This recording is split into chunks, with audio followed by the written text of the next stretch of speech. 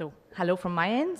I will now give you some tips and an introduction on how to develop the budget. We have heard a lot today, and even yesterday, about the work plan. And it is only after having prepared your work plan, as Monica said, a concrete, logical, sustainable work plan, you can start thinking about the budget.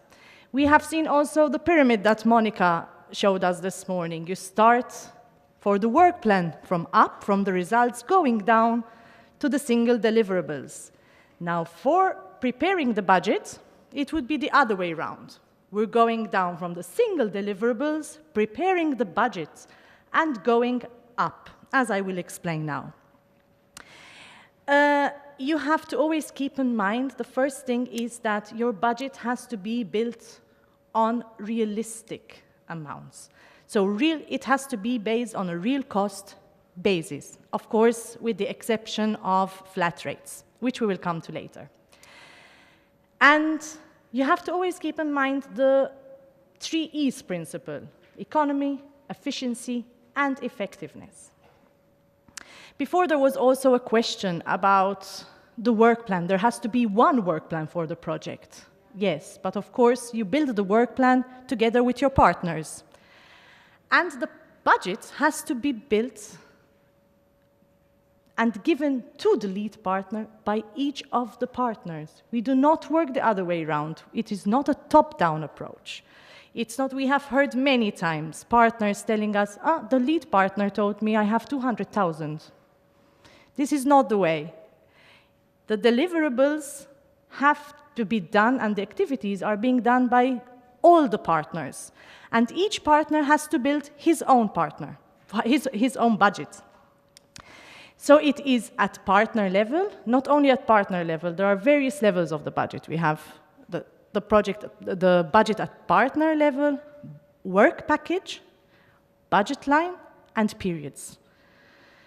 And it's only when all the budget given to you by the partners of their activities, of their deliverables, can you see what is the amount of each activity. So putting together the deliverables, you come with the estimated budget of the activity.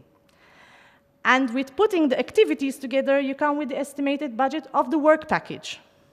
And putting the work packages together, you come to the total project budget. So I stress this, it's not the other way around.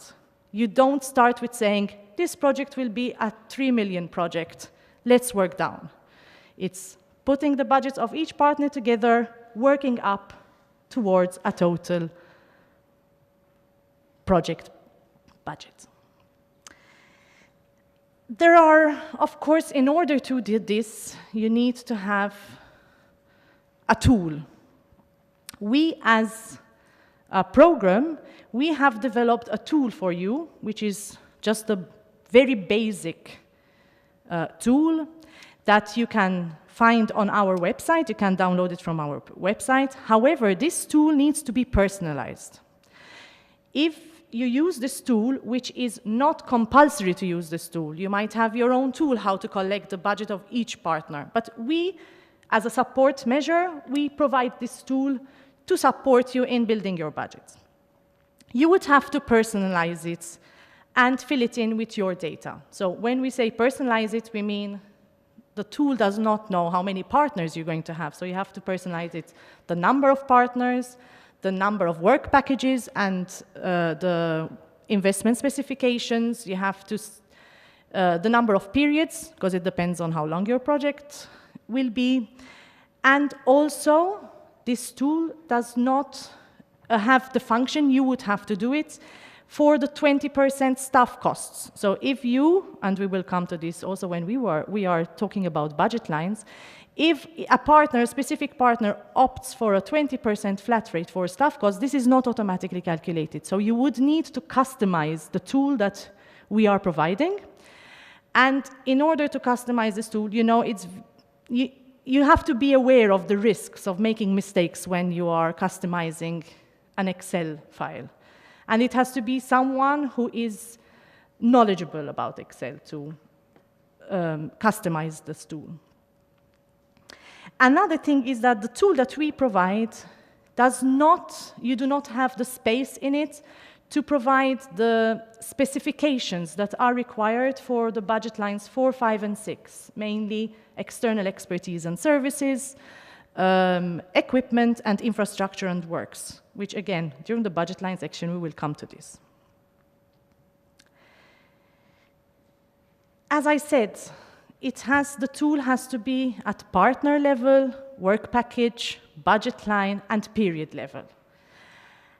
And now, in order to build the budget, one has to understand what falls under which budget line. We have 6 budget lines, and I will be going through each and every one of them, but I will not be giving you lists of what should be included under which budget line. We have manuals. There's the application manual. You can find a lot of information about the budget line under Part B, Chapter 273. And you can also find a lot of information in our implementation manual under Part C. So I just want to give you little tips about each budget line. Starting off with staff costs. You have to keep in mind that this budget line is for costs of staff which are employed by the beneficiary institution, so by the project partners, for implementing the project. You can have employees which are already working for the beneficiary, or employees that will be employed for project-specific purposes. And one thing is that when the partner is calculating the staff costs for his activities, it can be done. There are 2 options, either on a real cost basis or on a flat rate. The flat rate is of 20% of direct costs other than staff costs. So mainly 20% of external expertise and services, travel and accommodation, equipment, and infrastructure and works. So this is a flat rate calculated on direct costs. It is important that at application stage, each partner has to already decide whether to go for real costs or a flat rate. The choice is done at submission, and you cannot change this option. So if a partner chooses the 20%, then after, if the project is approved, cannot say, oh, I'd like to go for real costs now. So it is a decision that each partner has to do now. And this is not a decision that the lead partner has to take for the partners. Each partner has to decide on his own whether to go for a real cost basis or a flat rate. It is not one option for the whole project. So it is, you can have the lead partner going for real costs and partner 5 going for a flat rate of 20%. Going to budget line 2, which is office and administrative costs. Here, it's, I think, one of the main simplifications when it comes to the budget lines. We all know how difficult it is to account for these costs, and the program has decided to go for a flat rate of 15% of eligible staff costs. And this is automatically calculated when you are filling in then the EMS. It's calculated on the amount of staff costs put in by each of the partners. It's a flat rate, and we do not have the distinction between what is direct administrative costs and what is indirect administrative costs. All is under this flat rate of 15%, which means that, for example, if you have your office, which you just rent specifically for the project, the cost of this rent is already included in the 15%. There is an exhaustive list in the manual, as I said before, I mentioned the manuals, of what is included under this budget line 2.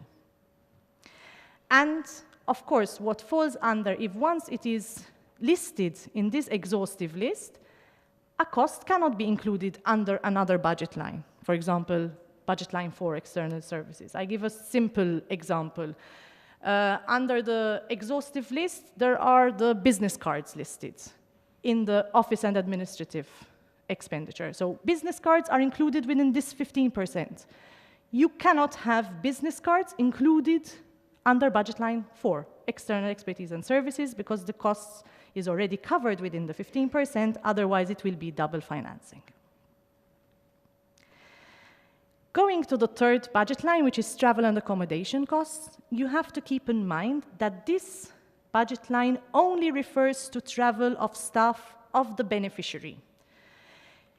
There is also here in our manuals the exhaustive list of what is included under this budget line, which is mainly the actual travel costs. You have the meals, visas, accommodation costs, and there is another one which I'm not remembering at this moment.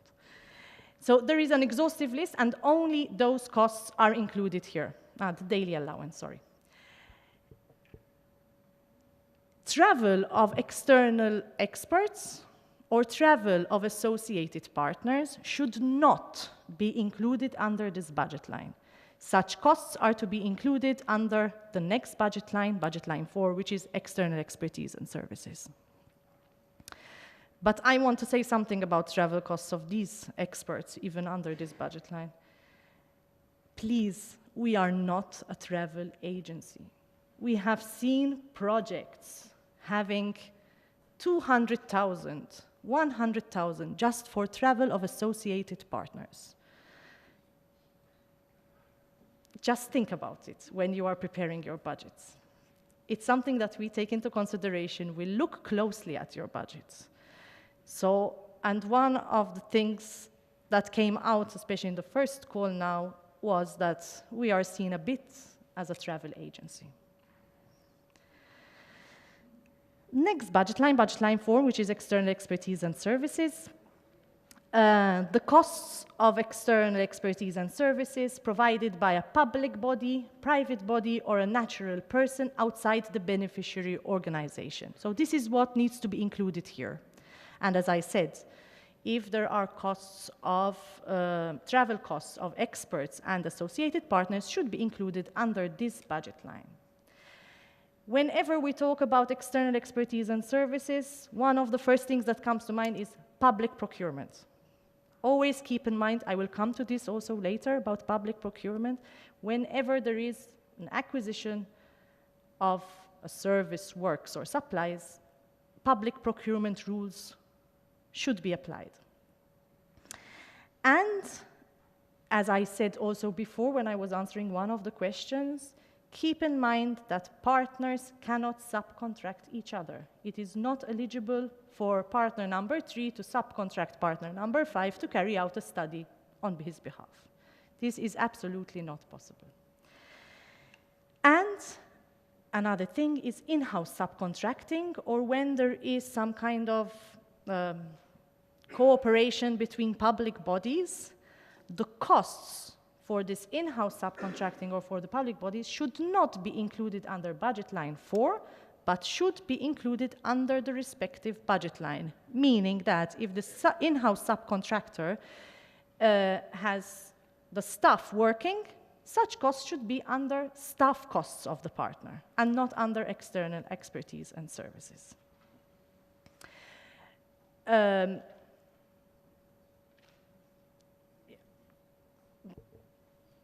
Yeah, I think that's it about budget line 4, and going into equipment, budget line number 5, which is basically the cost of essential project equipment, which is purchased, rented, or leased by a beneficiary. Again, there is an exhaustive list, and almost under each budget line in our manuals, there is an exhaustive list of what falls under the specific budget line. There is an exhaustive list for equipment 2. And there are 2 types of equipment. We've got the equipment for general office use, which is, for example, if you need a laptop for the management. But of course, it has to be used specifically and completely for the project. Otherwise, if you already have a, I don't know, a PC which is being used, this is covered by the 15% under administration costs. If it is completely, if an equipment is used completely and specifically for the project, it can be included under this budget line as office equipment. And then we've got thematic equipment. So there are, as I said, two categories. One is for office use, and the other one is equipment of thematic nature. Infrastructure and works, which is our last budget line, this mainly contains costs which are essential infrastructure executive within the program area. It is important to note that any infrastructure and works outside the program area are not eligible. We've got a directive 2014-24 of the EU, which defines what is works. And there is a detailed list of eligible elements which fall under infrastructure and works in the annex to this directive. So whatever is not in the list is not to be included under infrastructure and works. These are mainly the 6 budget lines that we have. And now I will just go into a few features, other features from a financial point of view. And one of them is preparation costs. It was already mentioned by Monica before, preparation costs. There is a lump sum for preparation costs, which is 15,000. When we speak about 15,000, it is total costs. We're not speaking about ERDF. The ERDF amount depends on the co-financing rate of the specific partner. So this is only known once the partners include their budget in the application form. So it is a ceiling of 15,000 euros total. It's a lump sum, and it covers all costs for preparation. So at the moment, you are writing the application form for the submission, and also for contracting. So it is, if your project is approved, and most of the projects are approved under condition, you will have conditions, and even when you are working on improving your application form after it is approved, that costs incurred for that period is included under this 15,000. So the 15,000 is the total for preparation and the contracting.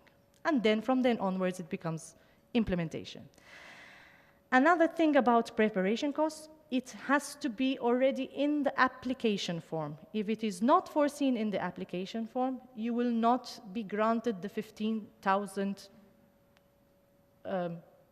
automatically. So it has to be included in the application form under budget line 4, external expertise and services, under the work package P, and period 0. Now, coming to public procurement. I've inserted this slide also with regard, even though it is about building a budget and how to develop a budget, but it's always important to keep in mind public procurement. Public procurement needs to be followed whenever you are contracting works, supplies, or services. There are different rules. There are different levels of rules. There are EU rules, national rules, and program rules. And it always have to keep in mind that the stricter rule applies. We have a program rule, which basically states that from 5,000 euros until the national or EU thresholds, each partner has to carry out an adequate market research.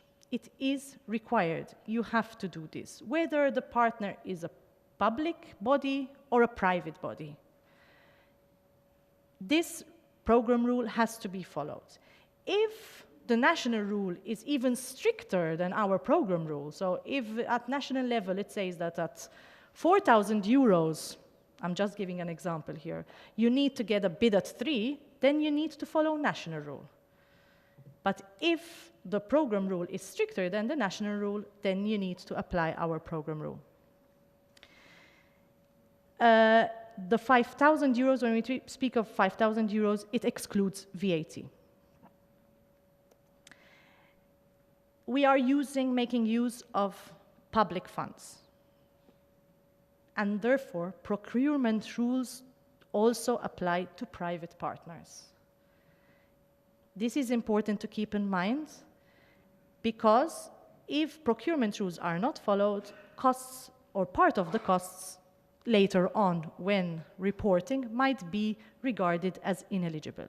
So in the case that the amounts are within the national or the EU threshold, then the private partner should also carry out a competitive procedure which is similar to the national or EU threshold.